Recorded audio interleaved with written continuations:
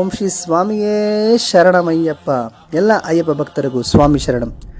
ಶಬರಿಮಲೆ ಯಾತ್ರೆಗೆ ಮುಂಚೆ ಆಗಲಿ ಅಥವಾ ಅಯ್ಯಪ್ಪ ಸ್ವಾಮಿಯ ಮಾಲೆ ಧರಿಸುವ ಮುಂಚೆ ಆದರೂ ಆಗಲಿ, ಯಾವುದೇ ಒಂದು ಶುಭ ಕೆಲಸವನ್ನು ಆರಂಭಿಸುವ ಮೊದಲು ಗಣಪತಿಗೆ ನಮಸ್ಕರಿಸಬೇಕು ಅಥವಾ ಪೂಜೆ ಸಲ್ಲಿಸಬೇಕು ಅಂತ ನಮ್ಮ ಹಿರಿಯರು ಹೇಳ್ತಾರೆ. ಯಾಕಂದರೆ ಅವರು ವಿಘ್ನಗಳನ್ನು ನಿವಾರಿಸುವ ದೇವರು, ಅದಕ್ಕೆ ಅವರಿಗೆ ಮೊದಲ ಪೂಜೆ ಸಲ್ಲಿಸಬೇಕು ಅಂತ ಹಿರಿಯರು ಹೇಳ್ತಾನೆ ಇರ್ತಾರೆ. ನಾವು ಮಾಡುವ ಶುಭ ಕಾರ್ಯಗಳಲ್ಲಿ ಯಾವುದೇ ರೀತಿ ಅಡಚಣೆಗಳಾಗಲಿ ವಿಘ್ನಗಳಾಗಲಿ ಬರದೇ ಇರಲಿ ಅಂತ, ನಮ್ಮ ಕಾರ್ಯವು ಯಶಸ್ವಿಯಾಗಲಿ ಅಂತ ಪ್ರಥಮ ಪೂಜಿತ ವಿಘ್ನೇಶ್ವರನಿಗೆ ಮೊದಲೇ ಪೂಜೆ ಮಾಡಲು ಅತಿ ಮುಖ್ಯವಾದ ಒಂದು ಅಂಶ. ಯಾವುದೇ ಶುಭ ಕಾರ್ಯ ಮಾಡ್ತೀವಿ ನಾವು, ಯಾವುದೇ ರೀತಿ ವಿಘ್ನಗಳು ಬರಬಾರ್ದು. ಇವಾಗ ಮಾಲೆ ಧರಿಸ್ತೀವಿ, ಯಾವುದೇ ಅಡಚಣೆ ಆಗಬಾರ್ದು, ಯಾವುದೇ ವಿಘ್ನಗಳು ಬರಬಾರ್ದು ಅಂತ ಮೊದಲು ಫಸ್ಟ್ ವಿಘ್ನೇಶ್ವರನಿಗೆ ಪೂಜೆ ಮಾಡಿದ ನಂತರನೇ ಎಲ್ಲ ಶುಭ ಕಾರ್ಯನ ಆರಂಭ ಮಾಡ್ತೀವಿ. ಸ್ವಾಮಿ ಶರಣಂ. ಸ್ವಾಮಿಯ ಶರಣಮಯ್ಯಪ್ಪ. ಎಲ್ಲರಿಗೂ ಗಣೇಶ ಹಬ್ಬದ ಶುಭಾಶಯಗಳು. ನಿಮಗೂ, ನಿಮ್ಮ ಕುಟುಂಬದವರಿಗೂ, ನಿಮ್ಮ ಬಂಧು ಬಾಂಧವರಿಗೂ, ಸ್ನೇಹಿತರಿಗೂ, ಎಲ್ಲರಿಗೂ, ಜಗತ್ತಲ್ಲಿರುವ ಎಲ್ಲ ಜೀವರಾಶಿಗಳಿಗೂ ಒಳ್ಳೆಯದಾಗಲಿ ಅಂತ ಈ ಶಬರಿಮಲೆ ಸನ್ನಿಧಾನ ತಂಡದ ವತಿಯಿಂದ ನಾವು ಭಗವಂತನಲ್ಲಿ ಪ್ರಾರ್ಥನೆ ಮಾಡ್ತೀವಿ. ಸ್ವಾಮಿ ಶರಣಂ. ಇಂದು ಶಬರಿಮಲೆಯಲ್ಲಿ ಇರುವ ಕನ್ನಿಮೂಲ ಗಣಪತಿ ಅಂದರೆ ಯಾರು, ಈ ಹೆಸರು ಇವರಿಗೆ ಯಾಕೆ ಬಂತು, ಇವರು ಎಲ್ಲಿದ್ದಾರೆ, ಯಾವ ಸ್ಥಳದಲ್ಲಿದ್ದಾರೆ ಅನ್ನೋದರ ಬಗ್ಗೆ ಇವತ್ತಿನ ವಿಡಿಯೋದಲ್ಲಿ ತಿಳಿಯೋಣ ಸ್ವಾಮಿ. ಬನ್ನಿ. ಸ್ವಾಮಿಯೇ ಶರಣಮಯ್ಯಪ್ಪ. ಸೊ ನಮ್ಮಲ್ಲಿ ಸ್ವಲ್ಪ ಅಯ್ಯಪ್ಪ ಭಕ್ತರು ಪಂಪಾದಲ್ಲಿರುವ ಗಣಪತಿನ ನೋಡ್ಬಿಟ್ಟು ಇವರೇ ಕನ್ನಿಮೂಲ ಗಣಪತಿ ಅಂತ ತಿಳ್ಕೊಂಡಿದ್ದಾರೆ. ಸ್ವಾಮಿ ಶರಣಂ. ಅದು ಅವರಲ್ಲ ಸ್ವಾಮಿ.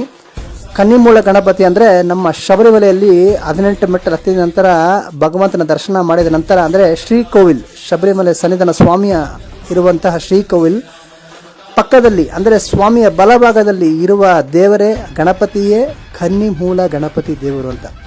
ಸೊ ಯಾಕೆ ಇವರಿಗೆ ಕನ್ನಿಮೂಲ ಗಣಪತಿ ಅಂತ ಹೆಸರು ಬಂತು? ಸೊ ಇದರ ಬಗ್ಗೆ ಮಾಹಿತಿನ ತಿಳಿಯೋಣ ಸ್ವಾಮಿ. ಸ್ವಾಮಿ ಶರಣಂ. ಒಂದು ದೇವಸ್ಥಾನದಲ್ಲಿ ಪ್ರಧಾನ ದೇವತೆಗೆ ಜೊತೆಗೆ ಉಪದೇವತೆಗಳನ್ನ ಕೂಡ ನಿರ್ಮಾಣ ಮಾಡ್ತಾರೆ.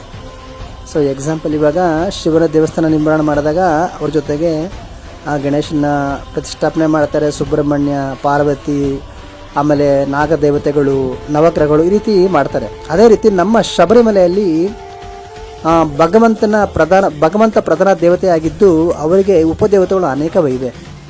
ಸೊ ಎಕ್ಸಾಂಪಲ್ ನೀವು ನೋಡಿರ್ಬೋದು, ನಾಗದೇವತೆಗಳಿದೆ, ಗಣಪತಿ ದೇವರಿದ್ದಾರೆ, ಆ ಕಡೆ ಮಾಳಿಗೆ ಪುರತಮ್ಮ ಇದ್ದಾರೆ, ಅಲ್ಲಿ ನವಗ್ರಹಗಳಿದೆ. ಸೊ ಈ ರೀತಿ ಅದು ಹಿಂದಿನ ಕಾಲದಿಂದ ಬಂದಂಥ ಒಂದು ಪದ್ಧತಿ, ಅದು ಅದೇ ಆಚಾರ.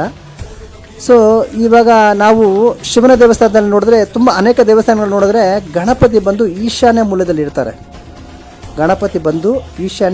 ಇರ್ತಾರೆ. ಆದರೆ ಶಬರಿಮಲೆಯಲ್ಲಿ ಬಂದು ಗಣಪತಿ ಬಂದು ಕನ್ನಿ ಮೂಲೆಯಲ್ಲಿ ಇರ್ತಾರೆ. ಈ ಕನ್ನಿ ಮೂಲೆ ಎಲ್ಲಿ ಬರುತ್ತೆ ಅಂದರೆ ನೈಋತ್ಯ ದಿಕ್ಕಿಗೆ ಬರುತ್ತೆ. ಈ ನೈಋತ್ಯ ದಿಕ್ಕು ಎಲ್ಲಿ ಬರುತ್ತೆ ಅಂದರೆ ದಕ್ಷಿಣಕ್ಕೂ ಮತ್ತು ಪಶ್ಚಿಮಕ್ಕೂ ಮಧ್ಯೆ ಬರುತ್ತೆ. ಅಂದರೆ ಭಗವಂತನ ಬಲಗಡೆ ಆ ಪ್ರದೇಶಕ್ಕೆ ಕನ್ನಿ ಮೂಲ ಅಂತಾರೆ. ಸೊ ಅದನ್ನೇ ಆ ಗಣಪತಿನ ಅಲ್ಲೇ ಪ್ರತಿಷ್ಠಾಪನೆ ಮಾಡಿದ್ದಕ್ಕೆ ಆ ಭಗವಂತನಿಗೆ ಕನ್ನಿಮೂಲ ಗಣಪತಿ ಅಂತ ಹೆಸರು ಬಂತು ಸ್ವಾಮಿ. ಇಲ್ಲಿ ಭಗವಂತನ ಸನ್ನಿಧಾನದಲ್ಲಿ, ಶ್ರೀಕೋವಿಲ್ ಸನ್ನಿಧಾನದಲ್ಲಿ ಭಗವಂತನಿಗೆ ಬಲಭಾಗದಲ್ಲಿ ಒಂದು ಗಣಪತಿನ ಪ್ರತಿಷ್ಠಾಪನೆ ಮಾಡಿದ್ದಾರೆ. ಅದೇ ಕನ್ನಿಮೂಲ ಗಣಪತಿ. ಇವರಿಗೆ ಏನು ಹೇಳ್ತಾರೆ, ಇವರಿಗೆ ನೈವೇದ್ಯ ಬಂದು ಹೋಮ ಏನು ಮಾಡ್ತೀವಲ್ಲ, ಗಣಪತಿ ಹೋಮ ಮಾಡ್ತೀವಲ್ಲ, ಅದೇ ಇವರಿಗೆ ಮುಖ್ಯವಾದ ನೈವೇದ್ಯ ಅಂತ ಹೇಳ್ತಾರೆ. ಸೊ ಭಗವಂತನಿಗೆ ಅಲ್ಲಿ ಗಣಪತಿ ಹೋಮ ಮಾಡೋದು ಇವರಿಗೆ ಅರ್ಪಣೆ. ಅದಲ್ಲದೆ ನಾವು ತಗೊಂಡೋಗೋದಂಥ ತುಪ್ಪದ ಕಾಯಿನ ಹೊಡೆದು ನಾವು ಆ ತೆಂಗಿನಕಾಯಿನ ನಾವು ಇದಕ್ಕೆ ಅಗ್ನಿಕೊಂಡಂಗೆ ಹಾಕ್ತೀವಲ್ಲ, ಸೊ ಅದು ಕೂಡ ಇವರಿಗೆ ಅರ್ಪಣೆ ಆಗುತ್ತೆ ಅಂತ ಹೇಳ್ತಾರೆ ಸ್ವಾಮಿ. ಸ್ವಾಮಿ ಶರಣಂ. ಸ್ವಾಮಿಯೇ ಶರಣಮಯ್ಯಪ್ಪ. ಇದಿಷ್ಟೇ ಸ್ವಾಮಿ, ಕನ್ನಿಮೂಲ ಗಣಪತಿ ಅಂದರೆ ಇದಿಷ್ಟೇ. ಸೊ ಇನ್ನೇನು ಇತಿಹಾಸ ಇಲ್ಲ ಈ ಕನ್ನಿಮೂಲ ಗಣಪತಿ ಬಗ್ಗೆ. ಸೊ ಭಗವಂತನ ಅದೇ ಮುಖ್ಯ ದೇವರಿಗೆ ಒಂದು ಉಪದೇವತೆಗಳು ಇರಬೇಕು ಅನ್ನೋದಕ್ಕೋಸ್ಕರ, ಗಣಪತಿನ ಇರಬೇಕು ಅನ್ನೋದಕ್ಕೋಸ್ಕರ ಆ ಮೂಲೆಯಲ್ಲಿ ಪ್ರತಿಷ್ಠಾಪನೆ ಮಾಡೋದಕ್ಕೋಸ್ಕರ ಆ ಕನ್ನಿಮೂಲ ಗಣಪತಿ ಅಂತ ಹೆಸರು ಬಂದಿದೆ. ಸ್ವಾಮಿಯ ಶರಣಮಯ್ಯಪ್ಪ. ಸೊ ಮುಂದಿನ ವಿಡಿಯೋದಲ್ಲಿ ಪಂಪಾ ಗಣಪತಿಯ ಬಗ್ಗೆ, ಅದರ ಇತಿಹಾಸನ ಬಗ್ಗೆ ನಾವು ತಿಳಿಸ್ಕೊಡ್ತೀವಿ. ಸ್ವಾಮಿ ಶರಣಂ. ಮತ್ತೊಮ್ಮೆ ಎಲ್ಲರಿಗೂ ಗಣಪತಿ ಹಬ್ಬದ ಶುಭಾಶಯ. ಎಲ್ಲರಿಗೂ ಭಗವಂತ ಒಳ್ಳೇದು ಮಾಡಲಿ ಸ್ವಾಮಿ. ಸ್ವಾಮಿಯೇ ಶರಣಮಯ್ಯಪ್ಪ.